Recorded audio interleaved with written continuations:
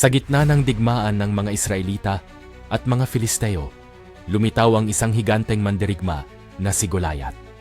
Siya ay napakataas at malakas, kaya't takot ang bumalot sa puso ng mga Israelita. Walang sino man sa hukbo ang naglakas loob humarap sa kanya dahil sa laki at lakas nito. Ngunit may isang batang pastol na si David, bunsong anak ni Jesse, na dumalaw lang upang dalhan ng pagkain ang kaniyang mga kapatid na nasa hukbo.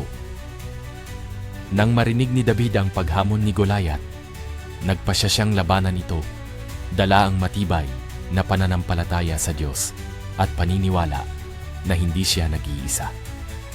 Hindi siya nagdala ng espada o balute, kundi isang tirador at 5 makinis na bato mula sa ilog.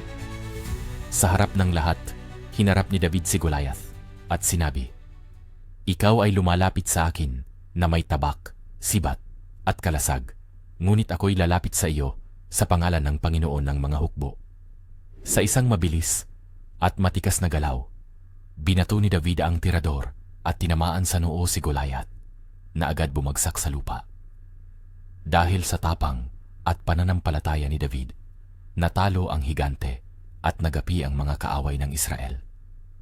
Ang kwentong ito ay nagtuturo na kahit gaano man kalaki ang ating kinahaharap, basta't may tiwala tayo sa Diyos at tapang sa puso, mapagtatagumpayan natin ito at makakamit ang tagumpay.